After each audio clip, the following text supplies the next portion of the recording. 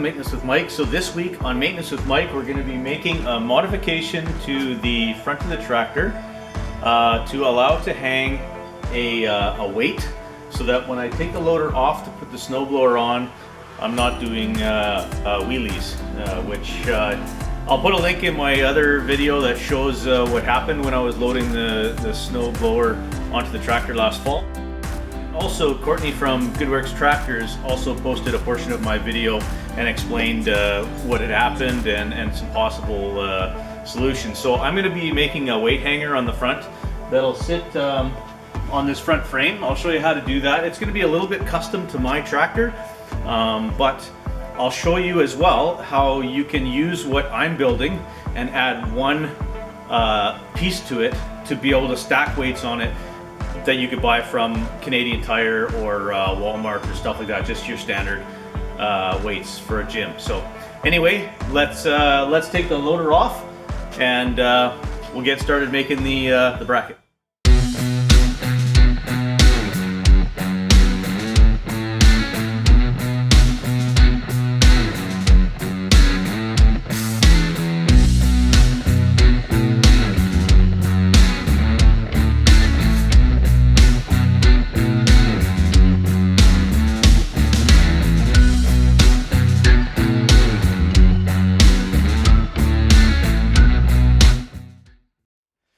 So a quick description of what we're doing here is going to have two square tubes that slide down in here. They'll be welded to the backside of a steel plate that'll come across the top. And then we'll have another two square tubes that come down here. So basically it'll just drop onto this plate, basically sandwiching it. So that piece will drop on, and then I'll have a 2.5 inch square tube welded so it comes straight out, that I can hang a hanger on and put a pin in it to hold that weight on the front. So the only modification you would have to do to that is the hanger piece that comes out like this. You're not going to be hanging a weight on it the same as mine, but you could weld a 1-inch pipe going vertically off of that, and then you could hang plate weights on the front here as well. So let's grab the steel and start doing some measurements and cutting. This is a 1-inch thick walled tube. It's going to slide down to here in behind. Another one slide down in the front, so it basically will just drop onto this huge frame on the front, which is what the snowblower hangs on anyway. So we're just going to mark the top of these now with the welding chalk. So that's going to be the top of these pieces, and we're going to be welding these onto a 1/4 inch steel plate that'll come across the top here. So let's cut these two to this length, and then we will try clamping the plate on here and figure out where we want the front ones, just so that when I'm putting this bracket on, I don't have to remove anything. I want to be able to just drop it on here, and I don't want it to hit the grill or this guard. So that's the idea. So we're going to be using our awesome Craig workbench that I made a welding table out of. So I wrote on these which one was A. This one's A. So it drops on here.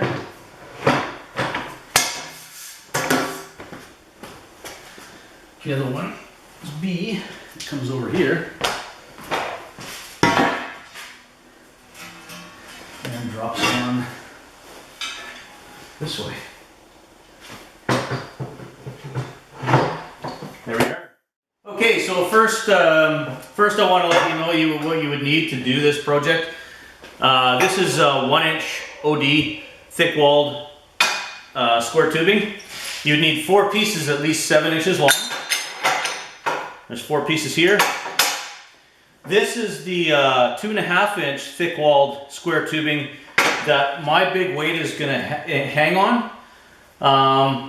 In your case, instead of, nobody's going to have a weight the same as I have, but what you would do is this piece, you would weld on a vertical pipe, a 1-inch OD pipe, and then your Canadian Tire 20-pound weights, you'd be able to drop them and stack them on this pipe, and that would do basically the exact same thing. So you need 4 of these, 7 inches long, at least 10 inches of 2.5 inch thick wall, This is a 5-inch flat bar, 1/4 inch thick. I think the measurement on that is the width between here, which is about 8 inches or so you'd need. This one's 9 and this one's a foot, so those are the pieces. I'm going to show you that weight right now as well. This is very heavy.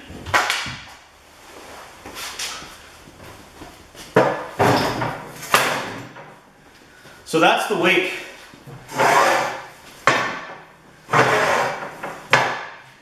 This is what I'm going to be hanging on the front of my tractor, and as you can see, this piece will go through here and there'll be a pin here that'll hold this weight on. In your case, you'd have a vertical pipe here and you'd be dropping weights on, which, thinking about it now, as I get older, that might be a better option because this is very heavy to lift. And it'd be nice to only lift, 20-pound plates and stack them instead of lifting this, which I think was 104 pounds, I believe, of solid steel. So anyway, let's get started at cutting and welding. Make sure you got your face shield on and your ear protection.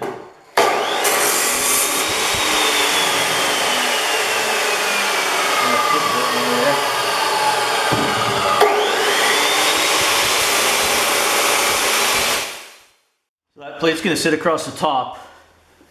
Now what we'll do is we'll measure and we'll cut these front ones, but I think we'll probably do them 7 inches as well. That's lots. These will be welded to the front of the plate. There'll be 2 of these on the front, 2 of these on the back, and this piece will just basically drop on over top of this. So we're going to do a total of 4 at the 7-inch mark.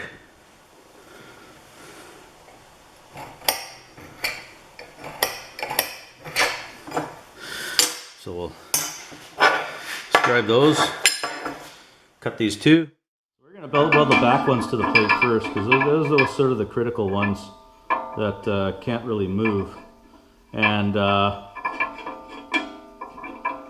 we don't want to hang the plate too far this way towards the grill because then you're not going to, because how the grill comes out like this, we're not going to be able to drop this onto this hanger if we have too much plate on the back of these. So we want to just get those welded on there, and I think we want them, so one would go like here.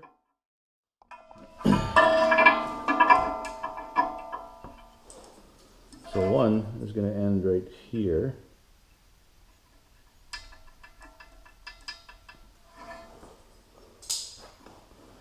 The other one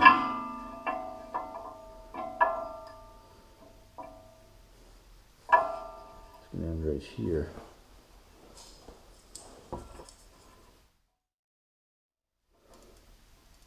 One, 2, 3, 4 and a quarter. So that's kind of what we're looking for here. We've got our 4 1/4 outside to outside, which is what we wanted on the back.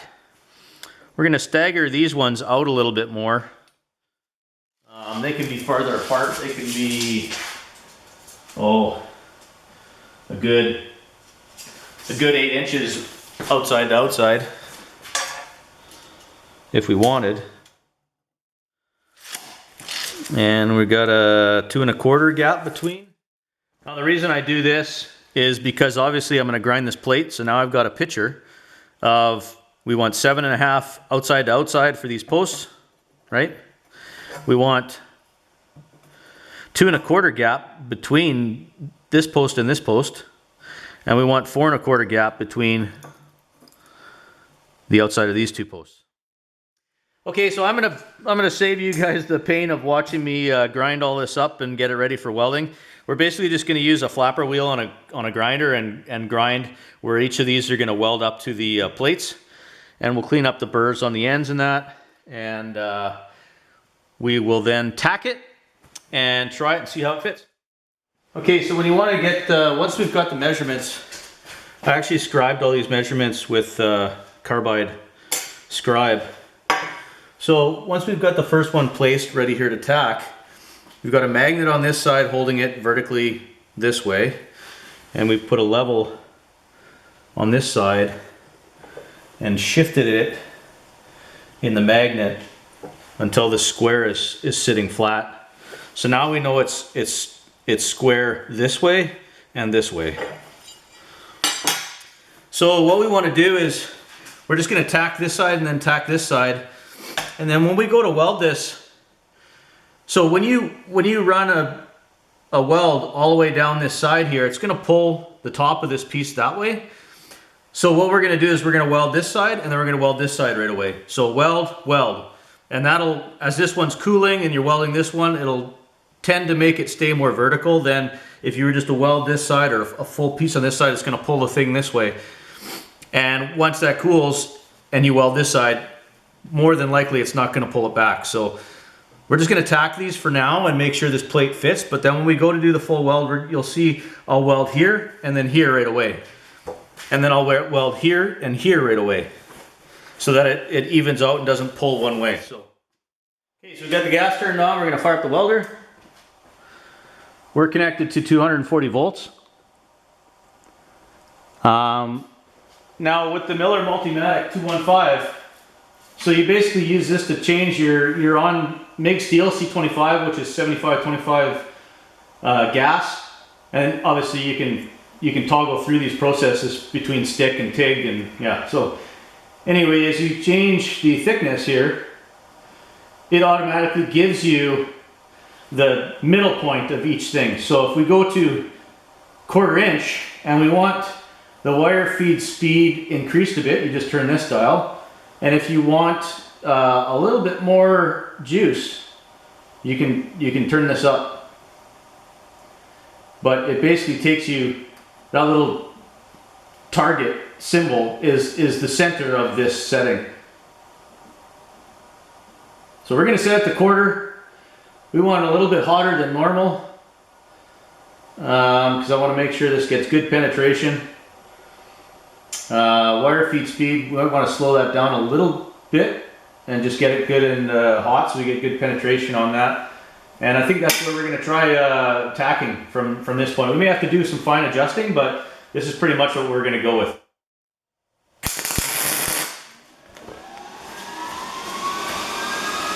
Tack there.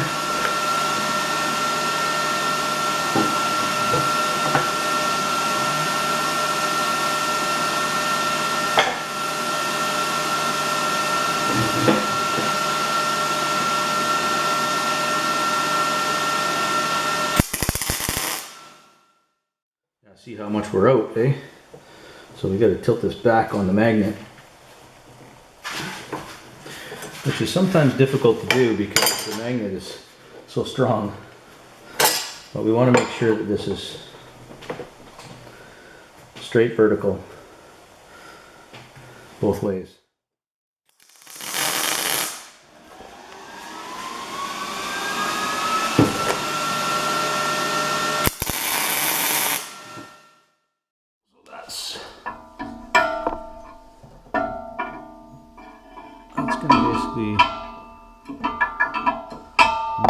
See, we have a problem here with these bolts here. We may have to cut this plate a little bit thinner because I slid it in. Yeah, so I slid this plate in underneath here, but it needs to clear these two bolts, as you can see. Or maybe we'll cut a notch in that or something, because you're not going to be able to do this once we weld the space. Basically, we want to bring it in here like this and drop it straight down, and it doesn't clear these, so like this.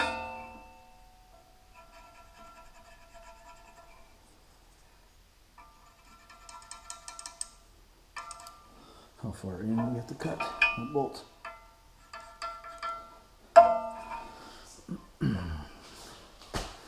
About the same on this side.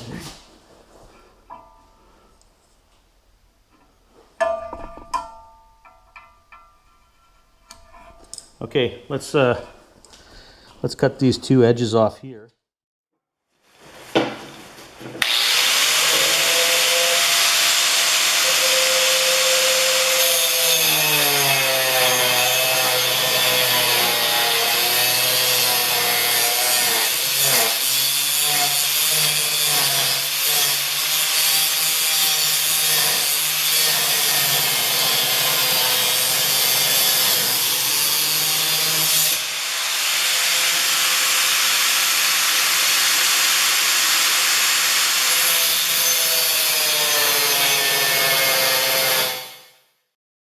Okay, so we've cut that notch in there now, so theoretically I want to be able to slide this in like this. Bumps up against the grill a little bit, but it should drop straight down. It clears the bolts now, and that's where it's going to sit. And then we'll weld the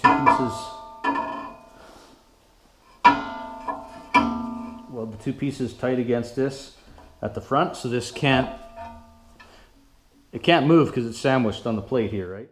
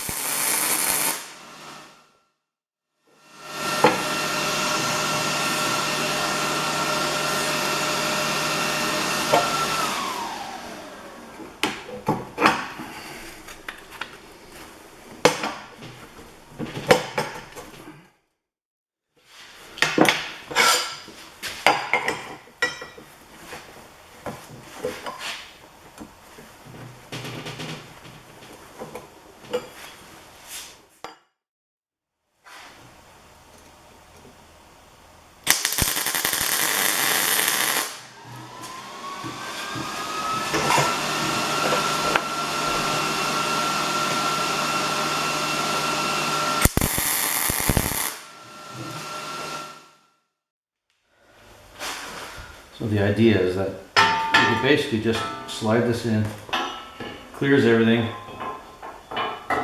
and then it drops down like that. So then what we're going to do is we're going to cut this plate to fit on here. Okay, now we can just start welding these up.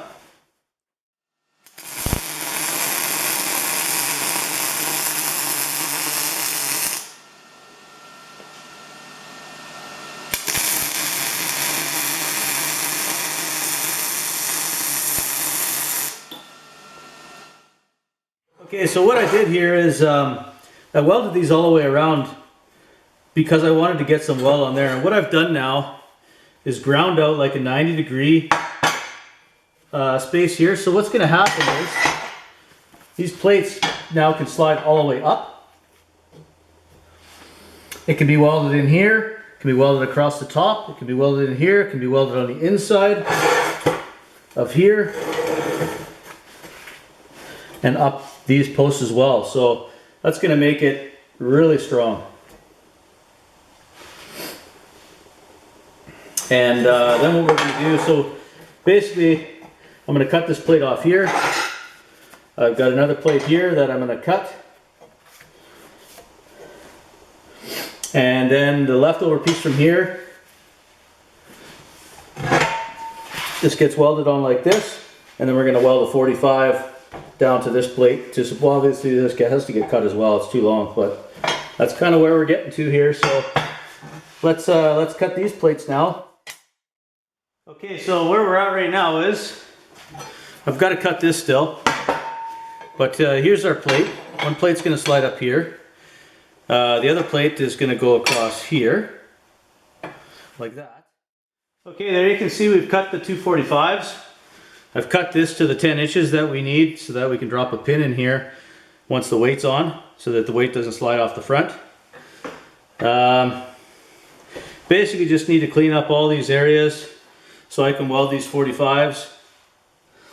This one's going to be tough to weld on the inside after, but I think I can get in there.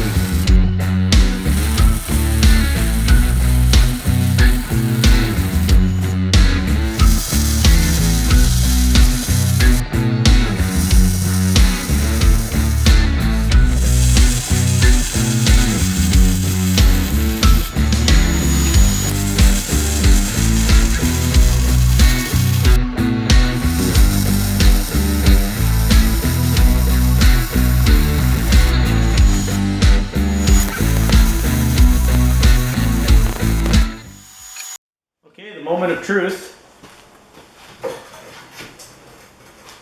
We're gonna see now if I've... No, that's still hot. It's still very hot.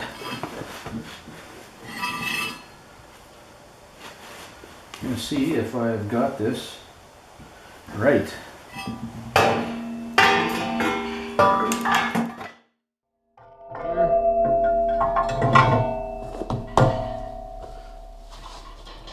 Drops in behind there.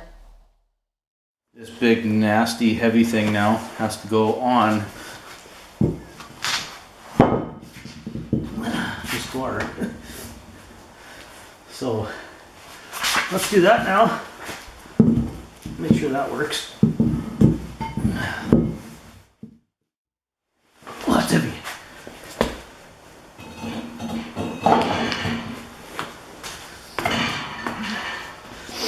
That's the idea. Just drop this pin in and then it'll go down to there, and now it can't really fall off. I mean, I'm pretty sure it can't twist off. As Grampy would say, use what we have. So there we go, let's drill a hole through there. Let's mark this where this is sitting, so we know we have to drill on this side of it. What I thought was you could weld a round pipe to the top of this tube here, right? A 1-inch OD pipe, round, just weld it all the way around, and then you can drop steel plates on, like weight plates that you can buy from Canadian Tire or Walmart or whatever, and then you basically have round discs that you can just keep stacking, right, to add the weight. The nice thing about that is you don't have to lift this 140 pounds all at once. You can put them on 25 pounds at a time, which in my opinion is probably a much better idea. And maybe when I get older, I'm going to do that, because I don't know if I want to be lifting this all the time, but that is pretty heavy duty. So there it is, all painted up. We're going to install this big heavy steel weight one more time just to show you.